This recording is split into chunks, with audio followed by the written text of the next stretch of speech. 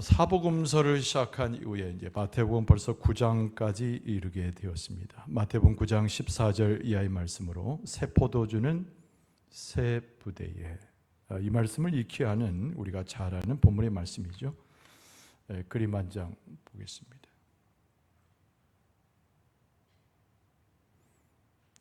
부대가 보이네요. 뭔가 술이나 음료를 담는 큰 부대인데 보통 염소 가죽으로 만듭니다. 예수님께서 뭔가를 부어 넣으시는데 저건 그림이니까 포도주를 불어 넣어 주시는데 새 포도주입니다. 오늘 본문의 말씀의 새 포도주는 예수님 당신을 의미하기 때문에 매우 중요한 의미를 갖는 그런 그림이죠. 지난번에 이제 마태복음 5장에서 7장까지 산상수훈, 우리가 3일 밤 예배마다 말씀을 보면서 산상수훈에 대한 우리의 기억들을 다시 한번 되새기곤 했습니다. 예수님께서 천국 복음을 선포하신 거죠. 새로운 복음입니다. 율법을 파기한 것이 아니고 율법의 새로운 하나님의 뜻을 제대로 전한 예수님의 복음의 말씀이죠. 산상수훈이 마쳐진 다음에 8장 이하에는 그 말씀을 토대로 해서 진실로 그 말씀이 능력으로 나타납니다. 그것이 예수님께서 행한 10가지 기적으로 성경 말씀을 기록하고 있는데요, 사이사이마다 예수님을 따르는 제자는 무엇인가의 제자도를 예수님께서 많이 가르치셨습니다. 오늘 본문의 말씀은 그 기적 중에 가르치신 제자도 중에 한 부분의 말씀입니다. 오늘 본문의 말씀의 핵심은 다른 말로 바꾸면 옛 것을 뒤로 하는 것, 그것이 제자도입니다. 과거의 우리의 옛 구습들, 우리가 예수 그리스도를 만나기 전에 살았던 삶의 태도를 다 버리고 그것을 벗어 던지고서 그리스도를 쫓아가는 것, 그것이 제자의 길, 제자도라고 하는 것이죠. 그런데 옛 구습, 옛 모습, 우리가 살아왔던 모습을 청산하기가 의외로 굉장히 어렵습니다. 우리에게 익숙한 것이기도 하거니와 어쩐지 우리의 마음 가운데는 버리기에는 쉽지 않은 것들이 많기 때문이죠. 여러분, 봄철이 되면 집안 정리할 때가 많잖아요. 그런데 여러분, 집안 정리가 잘 됩니까? 헌 옷들, 그리고 헌 가구들, 쓰지 않는 것들은 버려야 되는데 잘 못 버리죠. 어딘가 한번 쓸 것 같고 버리지 않으니 손때가 묻어서 추억이 어려져 있기 때문에 그렇습니다. 우리의 마음의 상태는 새로워져야 됩니다. 성경 말씀은 우리에게 새 것 또는 새로운 피조물, 하나님 안에서 새로운 삶을 살아가는 것을 여러 번 우리에게 가르치신 것처럼 우리는 옛것, 과거의 것을 벗어버리는 용기가 필요합니다. 그런데 우리의 짐들을, 옛날 것을 정리하기 어렵듯이 우리의 마음에 찌꺼기처럼 남아있는 것들을 다 청산하기가 쉽지 않습니다. 익숙해져 있기 때문인가요? 우리의 죄의 본성 때문일 수도 있고 우리의 삶에 여전히 따라오는 유혹들이 우리를 어지럽히기 때문일 수도 있습니다.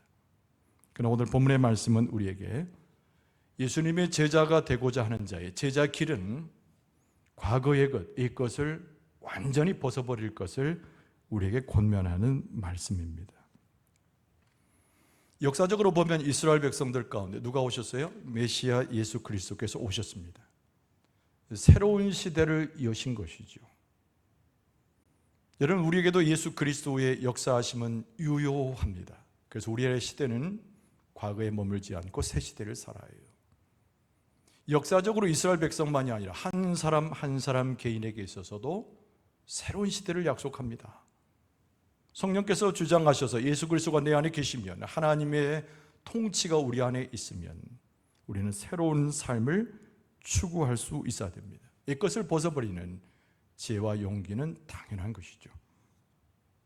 자, 오늘 본문의 말씀의 배경 속에 예수님께 시비 거는 사람들도 더러 있었지만 예수님께서 가르쳐주는 말씀을 통해서 옛것을 벗어버리는 제자의 길에 대한 뚜렷한 예수님의 복음의 말씀을 우리가 들을 수 있어야 됩니다. 여러분, 첫째 번째 분은 금식이라고 하는 주제를 둘러싼 예수님이 오셨을 때 모든 것이 변했다고 하는 시대에 대한 변화를 우리는 읽을 수 있어야 합니다. 예수님의 제자들은 예수님과 함께 있었습니다. 당연한 것이지요. 네, 요한의 제자들 몇이 다가와서 예수님 앞에 묻습니다. 시비 거는 건 아니에요. 세례 요한의 제자들이었기 때문입니다. 궁금해서 예수님께 물었던 것이죠. 여러분 14절 말씀해 보면 그때 요한의 제자들이 그랬습니다. 예수께 나와 이르되 우리와 바리새인들은 금식하는데 어찌하여 당신의 제자들은 금식하지 아니하나이까? 앞서 말씀드린 대로 시비 거는 것이 아니에요. 세례 요한의 제자들입니다. 이들 중에 상당 무리가 예수님의 제자로 편입되었다고 하는 성경적 배경도 있습니다. 여러분 성경 말씀의 구약에는 금식에 대한 여러 율례를 가르쳐 주었어요. 언제 금식합니까? 1년에 대속죄일이라고 하는 한 날이 있어요. 대제사장이 하나님 계시는 지성소에 들어갈 수 있는 유일한 날입니다. 회개하는 날이에요. 그래서 그날은 금식합니다. 그래서 회개란 의미를 담는 것이 금식이에요. 그리고 금식은 하나님의 백성만이 치렀기 때문에 율법을 행할 수 있는 이스라엘 백성의 거룩함과 구별됨의 상징이었습니다. 근데 성경에는 대속죄일에 한 번 금식하라고 했는데 이스라엘 백성은 더 많은 금식의 날을 지정하기 시작했지요. 그래서 기도와 관련되어져서 그들의 정결한 삶과 연결되어진 여러 율례를 만들었는데 금식과 가깝습니다. 대표적으로 금식하면 생각나는 무리는 당연히 바리새인들이죠. 오늘 본문의 말씀에 세례 요한의 제자들이 언급한 사람들도 바리새인들이에요. 이 바리새인들은 금식하기를 좋아하고 금식을 통해서 자기들의 의를 드러내기를 즐겨했습니다. 기록에 보면 일주일에 2번씩 시계추가 지나가듯이 꼬박꼬박 금식을 했던 사람들, 그들이 바로 바리새인이에요. 월요일과 목요일에 어김없이 금식합니다. 근데 바리새인들의 잘못된 점이 뭘까요? 하나님 앞에 금식한 것이 잘못된 것이 아닙니다. 금식하여 기도하여 바리새파라고 하는 말이 일러듯이 세상과 구별되는 거룩한 삶을 살고자 원했던 것이 잘못된 것은 아니에요. 근데 바리새인들은 자기의 의와 금식하는 행동이 널리 소문이 나기를 바랬습니다. 예수님께서 바리새인들의 금식을 칭찬하신 적이 없으시죠.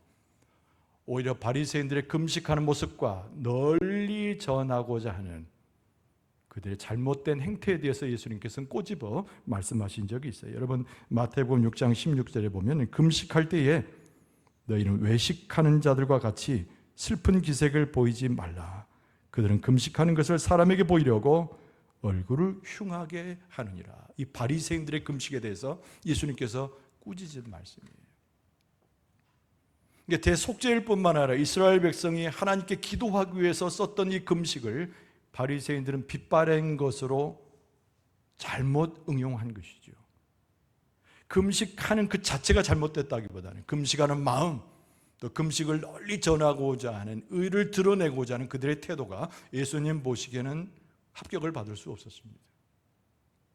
자, 오늘 본문의 말씀에 예수님께 와서 질문하는 사람들은 바리새인들이 아니고 세례 요한의 제자들입니다.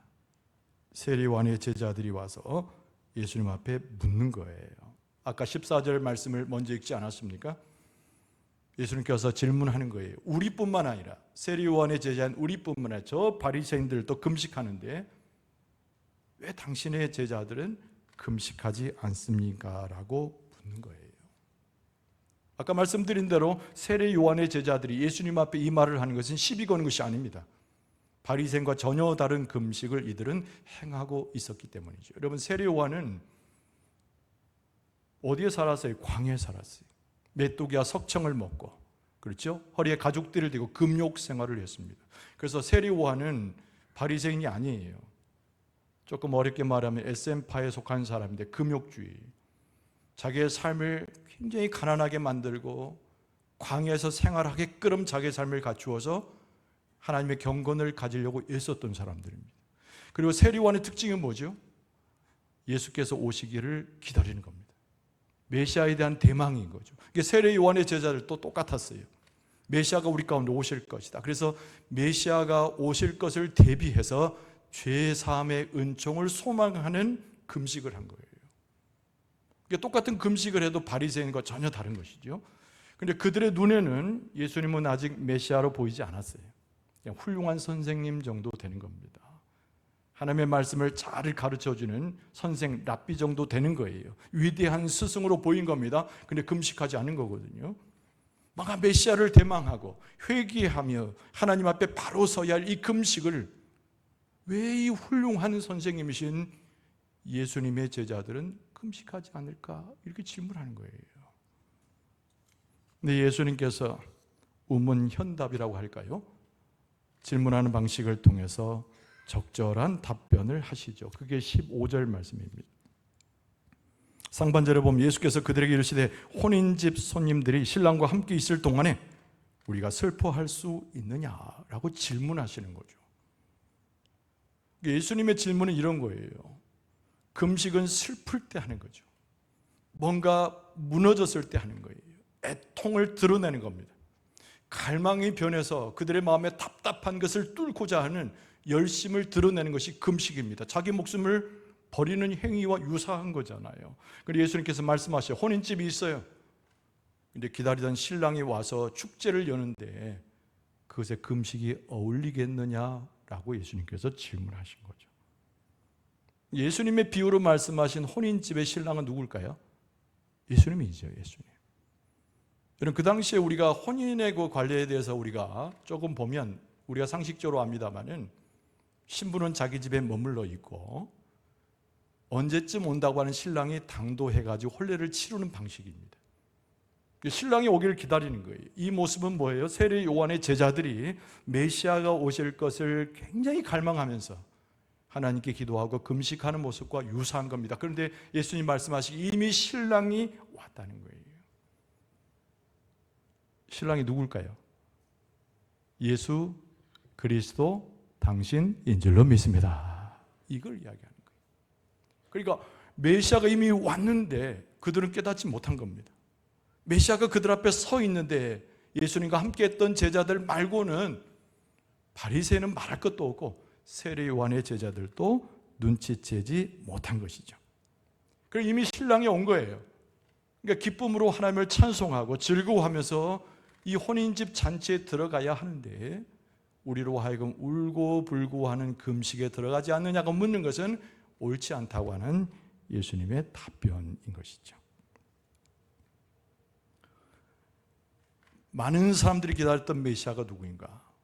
오늘 예수님께서는 그 신랑이 이미 왔다고 말씀하는 거예요. 예수님 당신이 신랑인 거죠.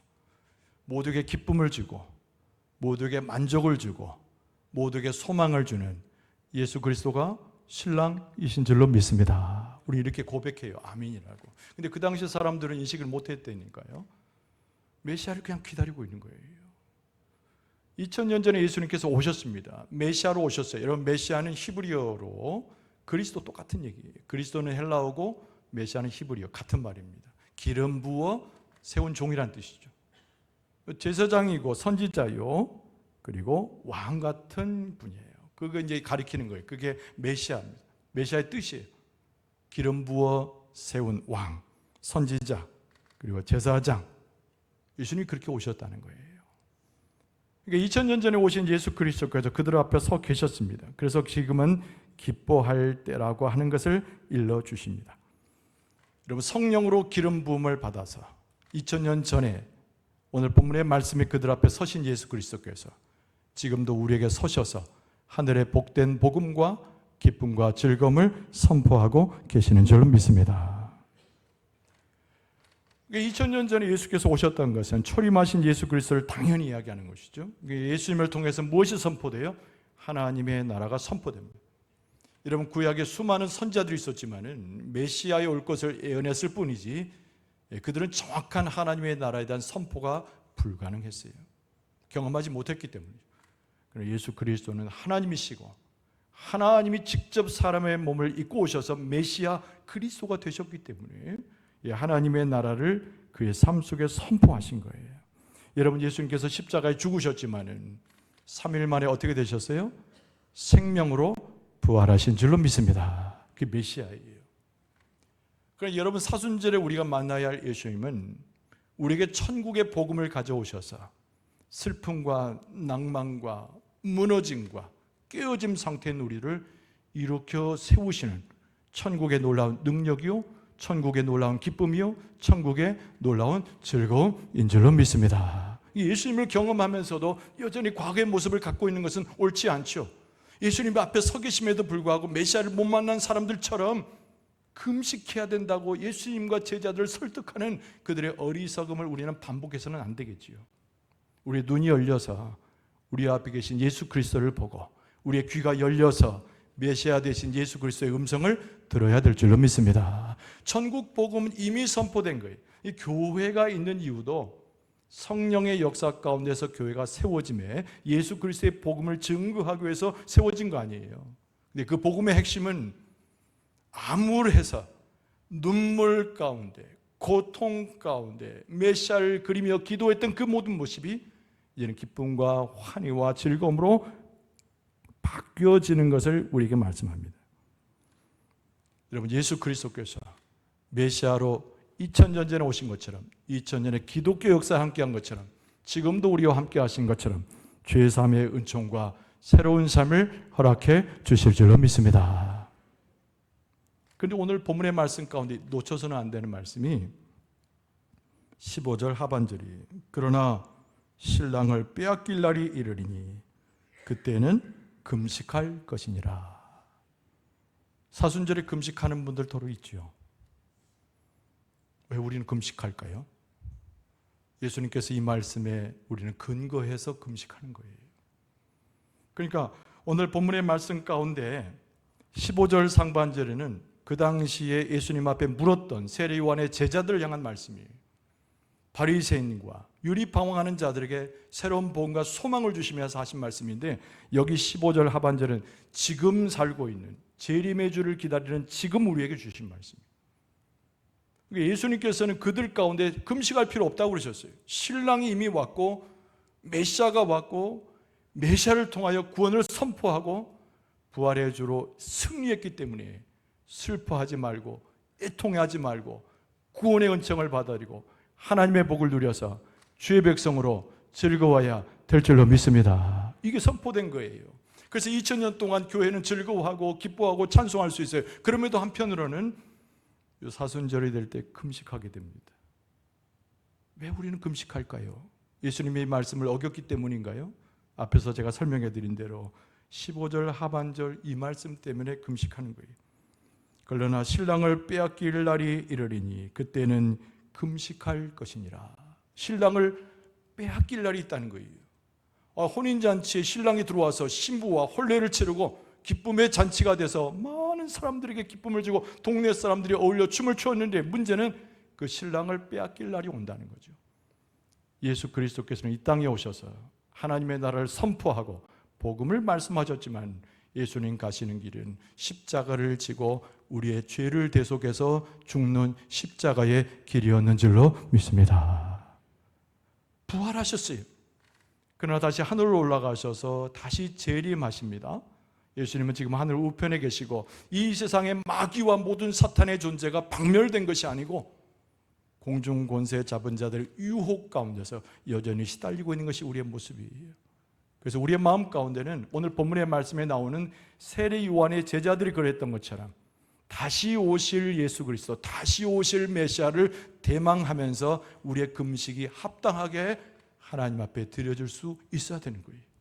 세례 요한이 그 제자들이 회개를 선포하고 메시아를 도래를 꿈꾸면서 금식했듯이 오늘 우리도 다시 오실 예수 그리스도를 대망하면서 한편으로는 기쁨을 갖고 해방을 받고 구원을 얻었음에 감사를 하면서도 금식할 수 있는 근거가 우리 가운데 있는 것이죠.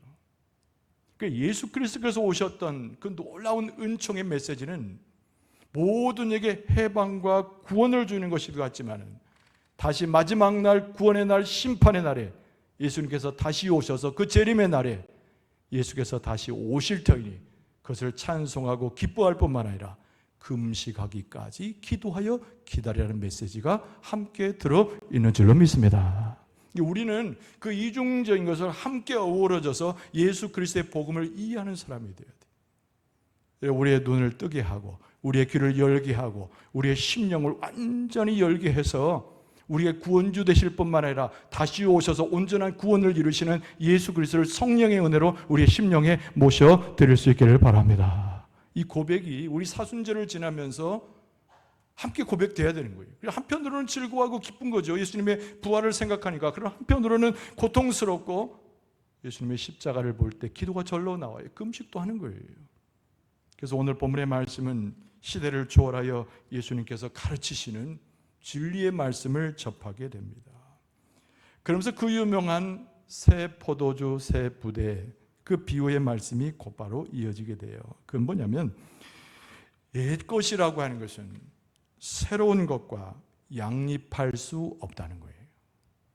이 제목이 중요합니다. 한번 따라서 봅시다. 옛 것은 새로운 것과 같이 있을 수 없습니다. 양립 판단을 풀어서 얘기했어요. 같이 있을 수 없어요. 더러운 것, 죄악된 것, 하나님을 떠나 있는 것, 그것과 하나님을 섬기는 것과 주 안에서 해방 보는 것을 같이 겸할 수 없다는 얘기입니다. 그래서 오늘의 대주제는 예수님을 따르는 제자 도는 과거의 옛 모습과 옛적에 있었던 것을 벗어버리는 거예요. 그래야 새로운 시대의 예수님을 만날 수 있는 겁니다. 방식, 우리가 살아가는 방식을 말합니다. 앞에는 근원적인 구원을 이야기했다면 여기서 나오는 생배 조각 이야기도 나오고 새 부대 이야기도 나오는데 이것은 우리가 믿음으로 살아가는 방식이에요. 그래서 앞에 나오는 금식과 관련된 세례 요한의 제자들과 예수님의 대화에서는 구원을 이야기하고 다시 재림할 예수님의 당신의 모습을 이야기해 줬다면 여기 생배 조각 이야기, 예수님의 포도주 이야기는 우리의 믿음의 삶의 방식을 이야기하는 거예요. 여러분 16절 말씀 봅니다. 생배 조각을 낡은 옷에 붙이는 자가 없나니 이는 기운 것이 그 옷을 당기어 헤어짐이 더하게 됨이요 새 포도주를 낡은 가죽 부대에 넣지 아니하나니 그렇게 하면 부대가 터져 포도주가 쏟아지고 부대도 버리게 됨이라. 이 마지막 부분이 중요하죠. 새 포도주는 새 부대에 넣어야 둘이 다 보존되니라. 예수님의 비유의 말씀이죠. 두 가지 비유하셨어요. 생배 조각, 천 조각이에요. 근데 이 천 조각은 새 겁니다. 새 거. 요즘에 우리가 옷을 사서 테스트를 하죠. 근데 크게 줄어들거나 막 늘어나거나 이러지 않아요. 이 직조 기술이 발달해서 그런데 옛날의 옷들은요, 빨면 빨수록 쪼그라듭니다.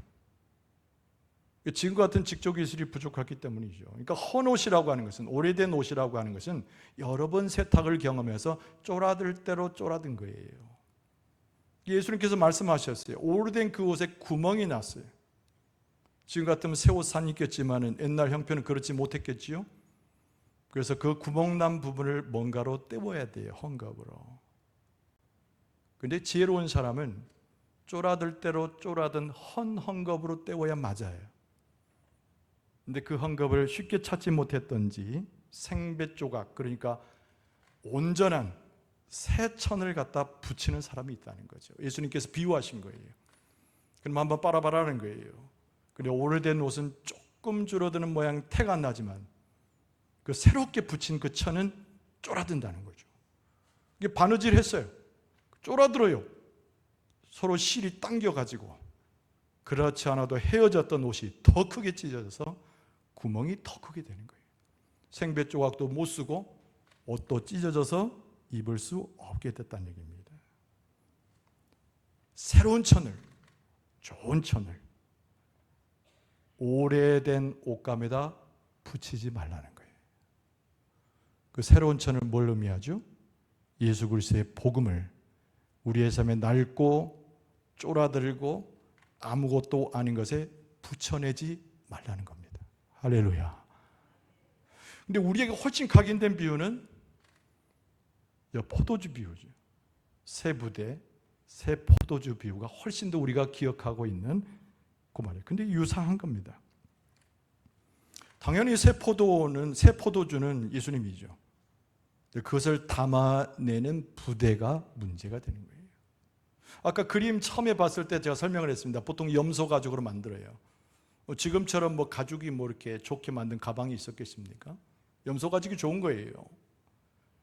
근데 그것이 처음에 그 가죽이 새 것이었을 때는 왜 염소 가죽으로 만든 거 아니? 이게 팽창했다가 줄어드는데 굉장히 탄력이 있는 거래요. 긴 여행을 가는 사람들이 그 부대에다가 포도주를 담아내는데 포도주의 특성이 부풀어 오는 겁니다. 새 포도주를 가져가야 되잖아요. 긴 여행을 가려면. 그러니까 이 염소 가죽이 팽창해지고 줄어드는데 탄력이 좋은 새 포도나 이 부대는 포도주가 새 거여도 잘 견뎌요. 늘어났다가 쫄아들었다가. 근데 이게 오래되면은 탄력을 잃어버리게 됩니다. 그래서 새 포도주를 넣게 되면은 새 포도주는 시간이 지날수록 부풀어 오른단 말이에요. 팽배해져요. 근데 낡은 가죽 부대가 그것을 감당하지 못해서 어떻게 될까요? 터지는 것이죠. 예수님께서 말씀합니다. 그렇게 되면 어떻게 하느냐? 부대도 버리고 새 포도주도 마실 수 없는 것으로 버려진다는 거죠. 새 포도주가 뭐예요? 예수 그리스도가 새 포도주인 줄로 믿습니다. 근데 그 낡은 부대에다가 놓지 말라는 것이죠. 그 부대를 항상 새 부대로 준비하란 말씀입니다. 내가 예수님을 경험했어요. 이스라엘 백성들이 공동체로 예수님을 경험하고 있어요. 그런데 그들은 예수님을 애써 무시합니다. 우리 가운데 메시아가 아직 오지 않았어. 예수님이 오셔도 안 오신 척 무시해요. 내 마음에 예수님이 오셨어요. 성령의 역사 가운데 나를 붙들린 바다에. 그런데 나는 여전히 교회 안에 머물고 성경을 보고 찬송하는 듯하나 예수님이 내 안에 들어오신 것을 애써 부정해요. 예수님이 내게 들어왔는지 인식 못하고 자꾸 들어오시는 예수님을 내보내요. 그래서 내가 가지고 있는 부대, 내 심령의 부대, 내 삶의 부대는 새 포도주가 들어와서 안착할 수 없는, 찢어질 수밖에 없는 부대의 모습을 그대로 가지게 된다는 거예요. 예수님께서 그러지 말라고 그러신 거예요. 우리의 삶이라고 하는 것은 아까 말씀드린 대로 이 비유는 방식이라고 그러죠. 믿음의 삶에 살아가는 방식이에요. 여러분, 우리의 삶은 예수 그리스도를 수용하기 위해서 변화되어야 됩니다. 이 문장도 좀 기억했으면 좋겠어요. 따라서 합시다. 우리의 삶은 새 포도주이신 예수님을 모셔드리기 위해서 변화되어야 합니다. 좀 길게 했지만 이해 충분히 되시죠? 변화되어야 돼요. 우리는 부대거든요. 부대. 그러니까 낡은 부대에 있지 말고 아무것도 쓸데없는 낡은 부대로 머물지 말고 변화되어야 되는데 왜 변화되어야 돼요? 새 포도주신 예수님을 수용하기 위해서 변화되어야 돼요. 그게 우리의 삶인 거예요.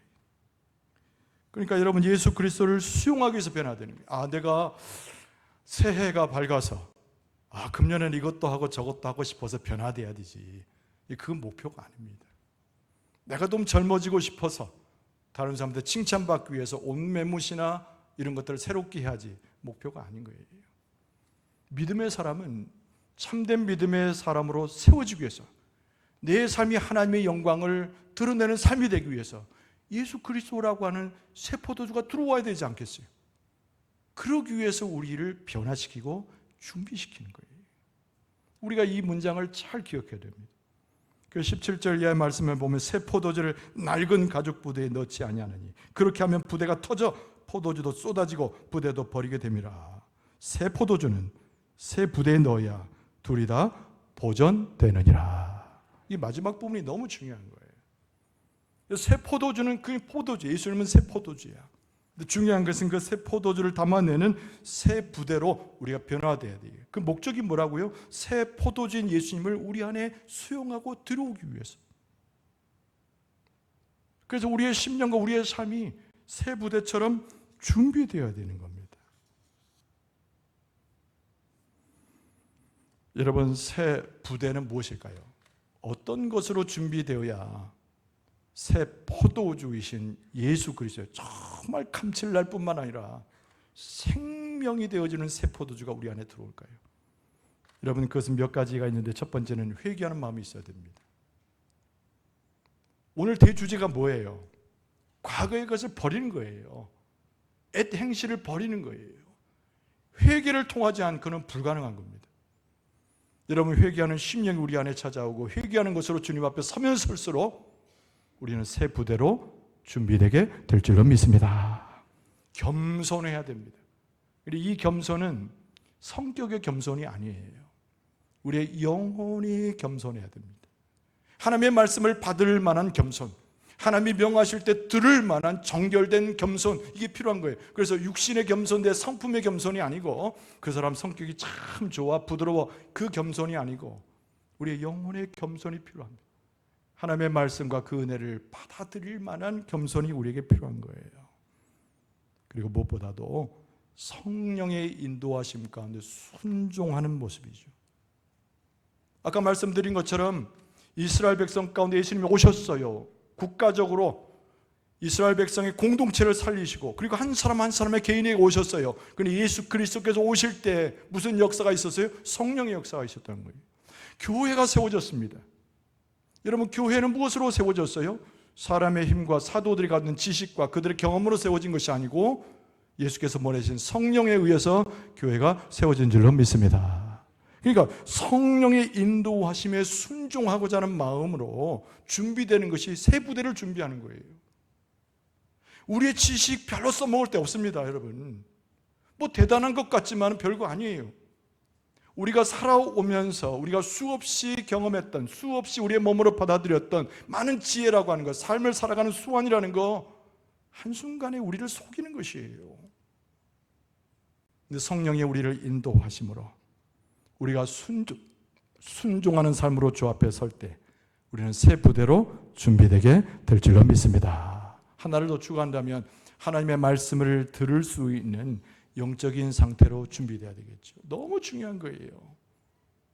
오늘 말씀이 선포될 때, 여러분, 제 입술이 아니라 최 목사가 설교하는 것이 아니라 주의 말씀이 선포되고 있을 때 그 말씀이 여러분의 심령과 영혼과 삶에 그 삶이 새겨지고 들어오게 될 줄로 믿습니다. 그 말씀을 수용할 만한, 그 말씀을 사모하고, 아까 기도자가 갈증하고 갈급한다 그랬잖아요.